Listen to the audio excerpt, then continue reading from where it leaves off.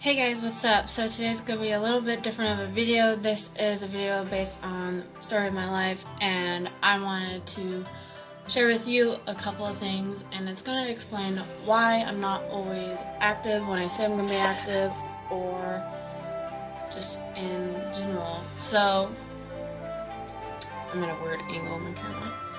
So welcome back to my channel, and this is me.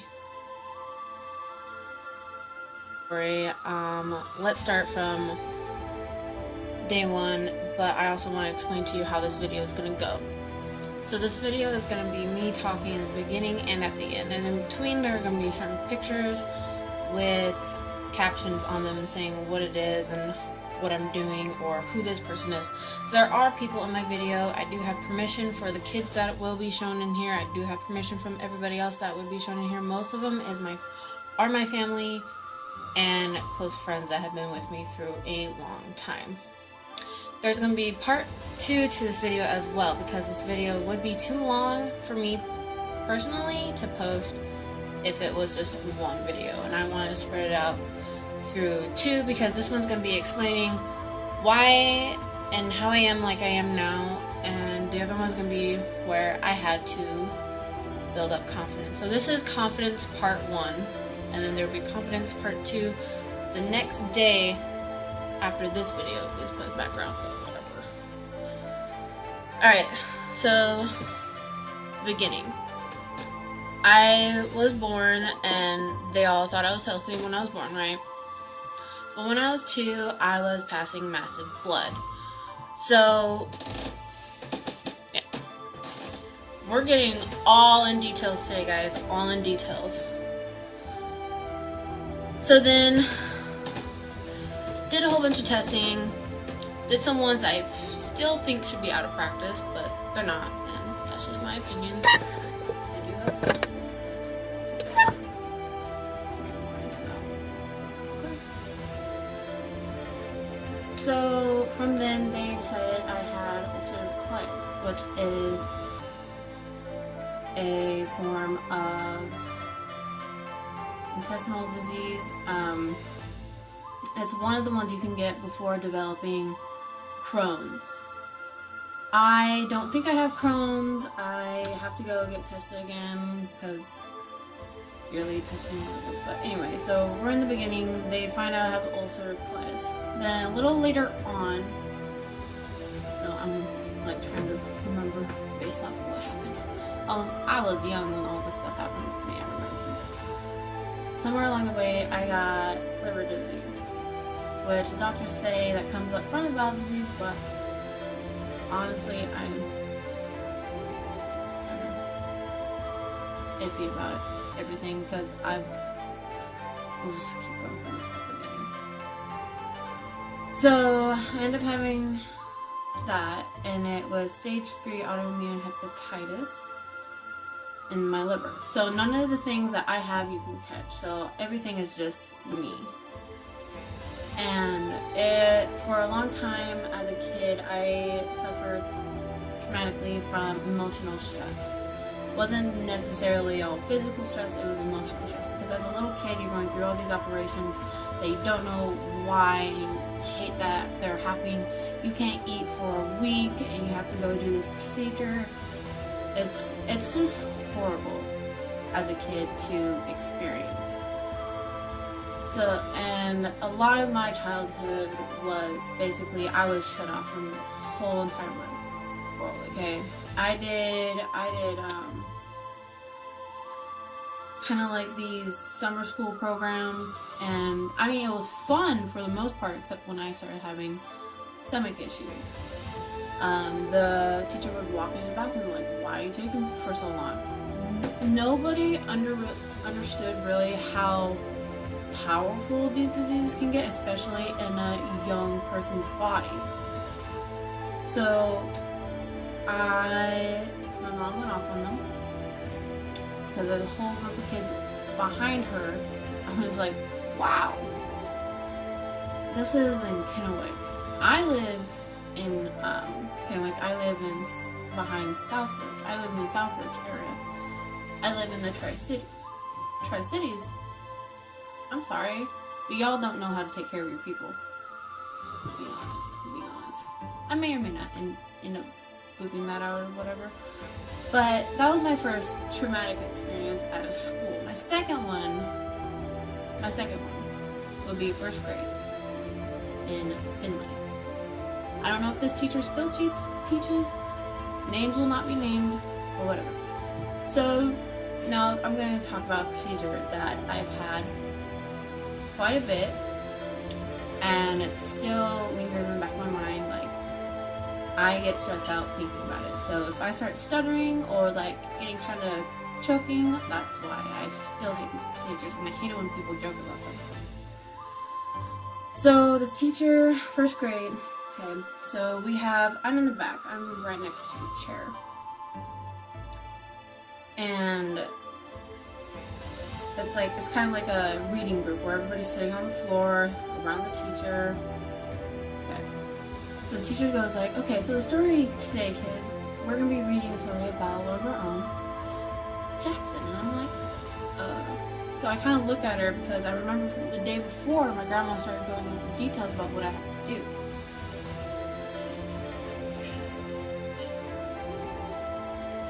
In a room full of first graders, she starts explaining what scopes are.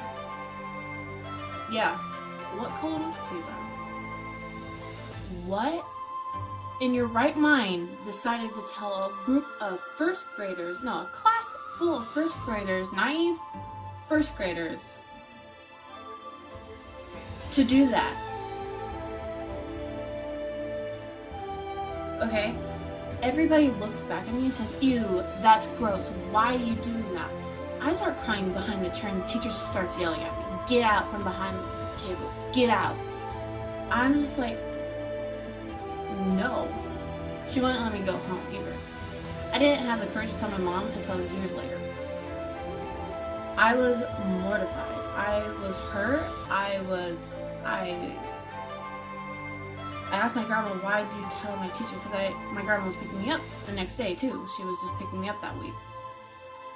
And she's like, I just thought it would be a cool idea. No big deal. No. I didn't tell her exactly what happened at class, but I had a lingering feeling in my mind. And also, being that young, your parents don't necessarily tell you when all your appointments are either. I ended up having an appointment like 2 weeks later doing scopes, and those aren't something you need to keep from your kids, especially if they already have a mental problem with it. So I still have very bad anxiety and depression. I have so much of that from all the things I had to do as a kid. These procedures, doing them as a kid is one thing, but mortifying your kid and constantly doing it to your kid, that's something you need to let your kid decide. You need to have talks with your kid, not just decide it right off the bat. Okay? If I was a parent, I would take it slow with them. I would be like, this is what's happening. I would explain to them why they need it every time, but slow. I wouldn't be like, da da da da da. No. And I get it. I'm a first and only child. My parents didn't really know how to do all that, and they were shocked and they were scared. They wanted to keep me close. I understand that. I understand that. They wanted to keep me safe.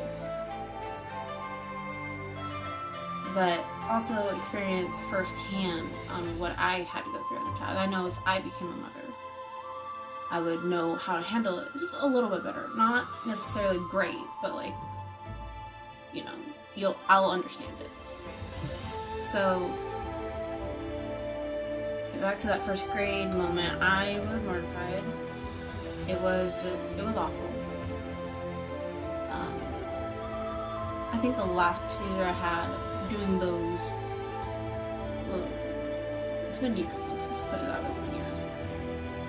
And I need to get another one. And so what those procedures do, they look at the inside and the lining of the intestine and make sure you don't have anything serious building up. I understand it, but I also understand it to an extent. I think if you have been consistent for at least 2 of those procedures and your stomach does not show any signs of fast progressing anything, you should extend those out years instead of once a year. For females who have this, we already have to do a once a year checkup for other things. I mean, come on ladies, we all know this, right? So, my problem is I still have really bad stress at work, and my body. Okay, so backing up. My father. Let's go. We're gonna step into the father. We're gonna put everything else on hold. Just for a minute. My father had ulcerative colitis, Crohn's, liver disease. He got really jaundiced at a younger age. He got very sick, but he was also the only one working in our family. He extended himself out so much. Like, he couldn't stand still. He didn't really like standing still, and I couldn't understand that. He was raised up as a farm boy, and he loved helping people too. So it doesn't matter if he was tired, he was just always helping. And I mean, okay, that's awesome. My dad was my favorite person in the world. Still is.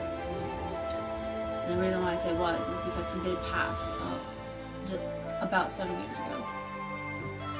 And that's something that is in my mind. It's always going to be in my mind. My grandfather, my dad's dad, passed away 2 Thanksgivings ago? Or last Thanksgiving? Like a day or 2 before Thanksgiving. But it was recent. He had a lot of internal things going on too. They thought it was his liver, this side of his stomach, but the doctors here couldn't really necessarily pinpoint why it was happening, but he was jaundiced and in intense pain. My mom's side of the family also has IBS. Nobody really knows where it necessarily came from, they just know they all have it. And I'm just like, oh, that's great. And both sides of my family have heart problems. They have problems. My mom's side has dementia, and so does my dad.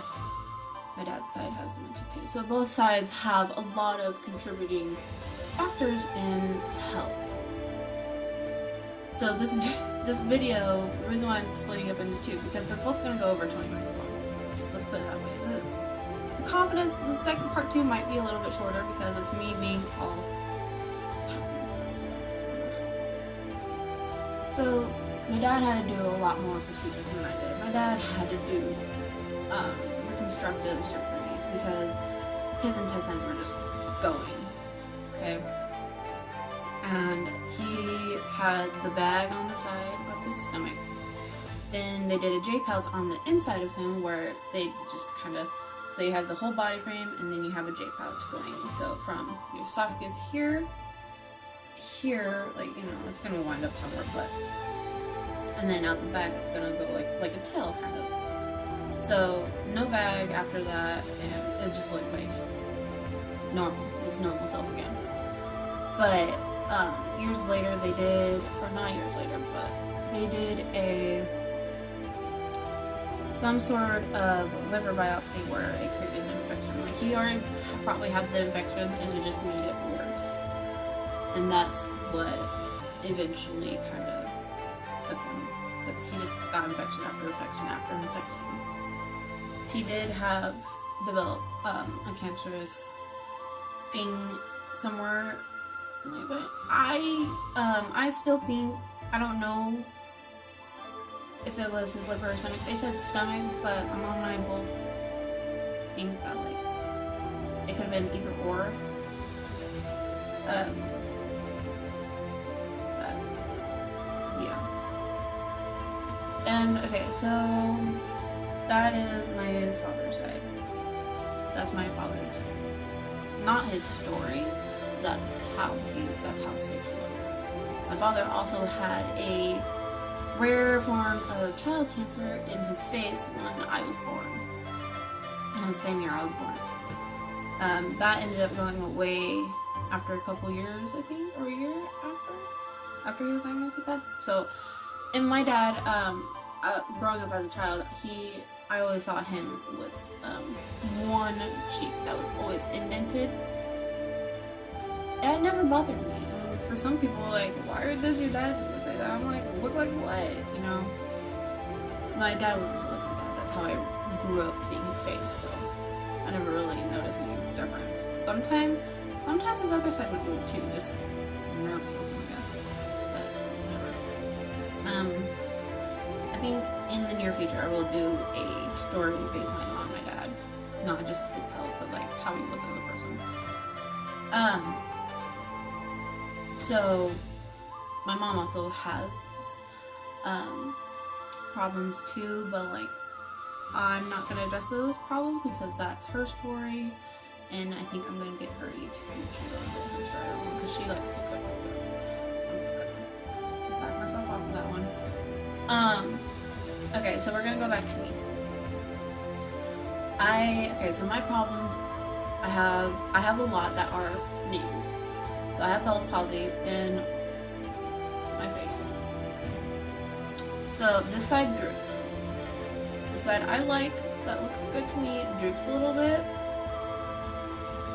This side, as you can see, is a little bit tightened and toned and more lifted. This side, it comes down a little bit. That happened when we were coming back from California trip. There was stress, there was everything in there. I've already expressed in some of my videos on how I ended up getting Bell's palsy, so I'm just gonna leave it there. And makeup is my passion, is an art form. I love it. So, okay, I guess I can do a little work for you. So when I found out that I had Bell's palsy, my mom actually had it, and so did my grandma and my aunt. It's not hereditary, but it can be in some cases, rarely, and it comes on by stress or overworking or like blunt force trauma. Mine was stress. I had a friend with me who was not having a good time and then ended up making me not have a good time. My mom was stressed and her friend that she had was stressed. I wasn't getting sleep. I was tired. And so that's a very quick rundown. Okay, so I also have osteopenia.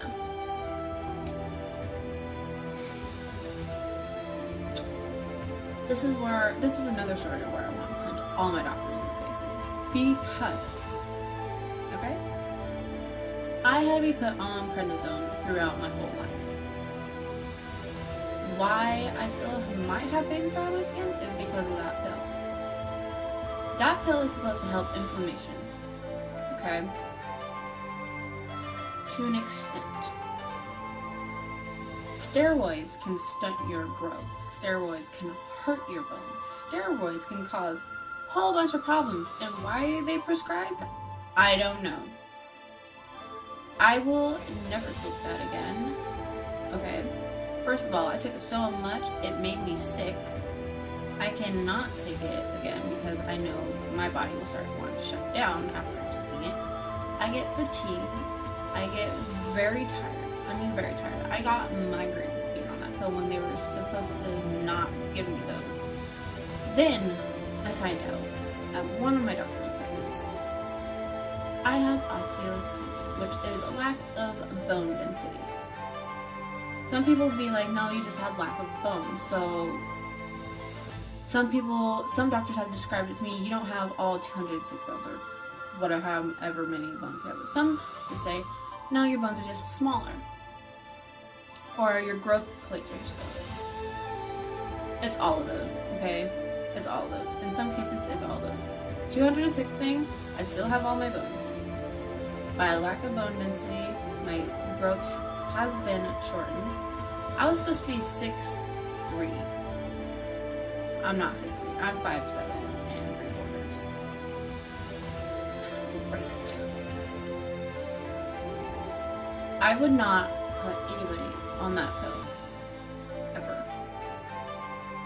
I'm gonna tell you something right now. I like the natural way. I do. I prefer it more than a lot of pills that are prescribed. I do take ibuprofen for massive headaches. Period time, okay? Girls, we all got something to help us with that. Right? And those are the only time I would take ibuprofen unless I'm running a fever. That's it. That's all I take. for pain. That's not all I take, but I'll get into that a little bit later. So I listed off my face and my bones. The next two things are my stomach. I have ulcerative colitis, maybe. Still need to get tested, but whatever, blah, blah, blah. There were signs of Crohn's, but never really determined if it was or if it was just, an acid bump coming in, which is normal, by the way. Then I have my liver. I have stage 3 autoimmune hepatitis, and I also have PSC, primary sclerosing cholangitis.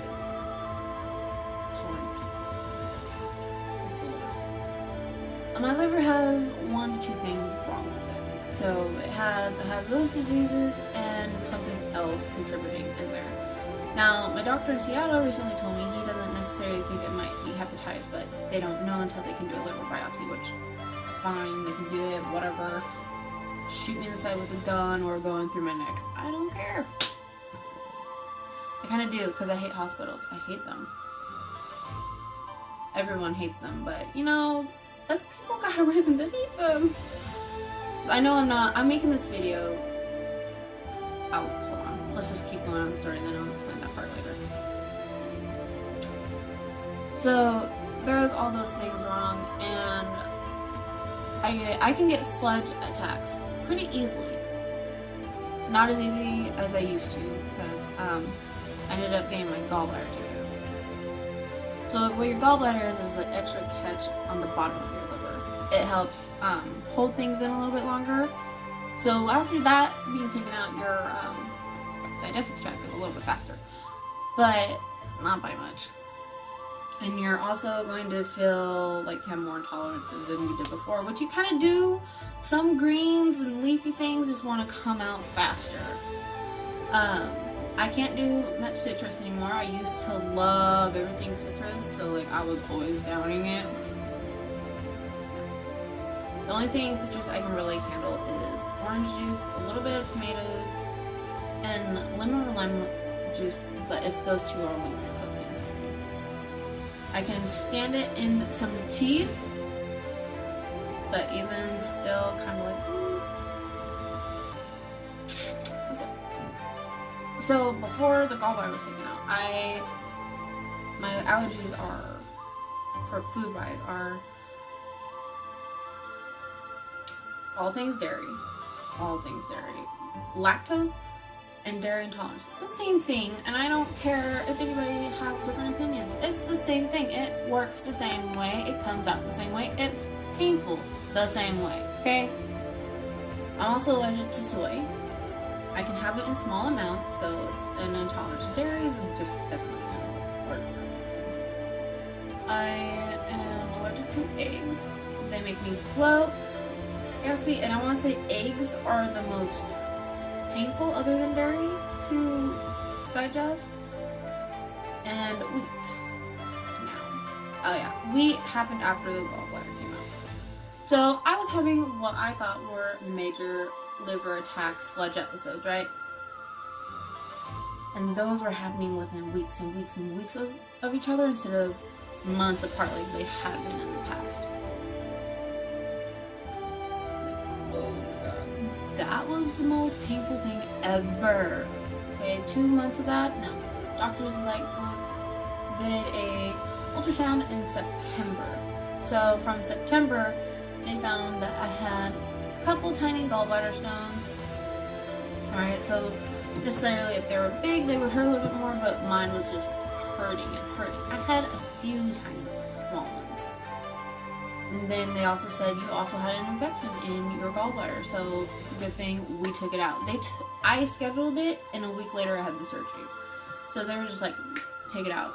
My Seattle doctors had to be like, yeah, take it out. And since then, I haven't really had those attacks anymore, and it's great. But I didn't realize that I have a little bit more back pain.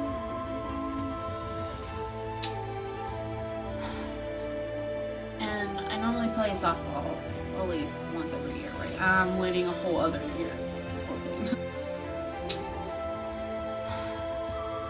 And I normally play softball at least once every year, right? I'm waiting a whole other year before playing another sport. Because in softball last year, I ended up getting hit right here, which is where the gallbladder is. But that's not when it occurred, because I'm pretty sure I had those problems way before the softball hit me. I'm bored, guys. Very bored. I want softball. So I want this whole year to go fast so that next year happens and then I can start playing softball. Anyway. But, yeah, okay. So,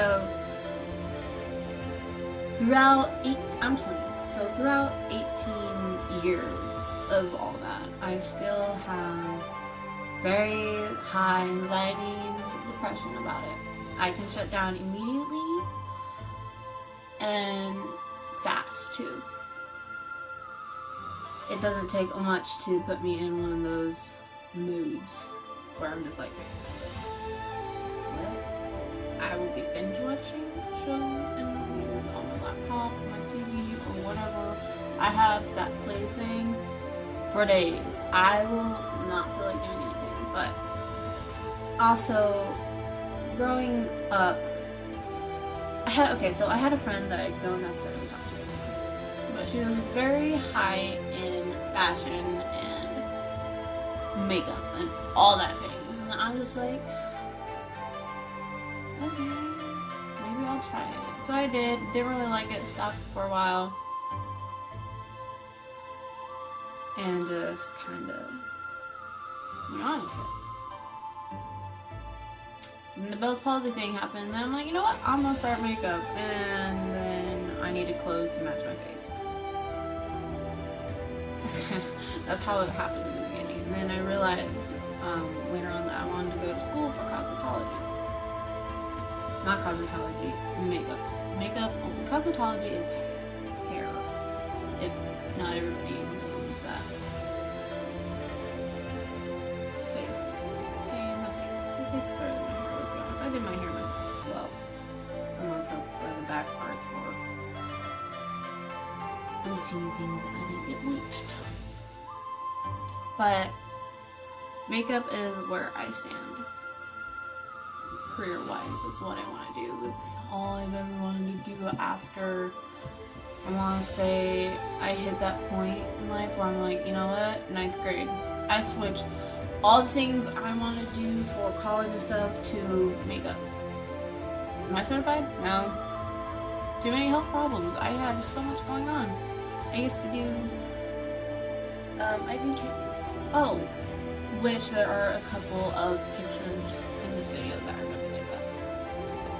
Or that have me doing IV. I think there's at least like 2 or 3 IV pictures. Cause of,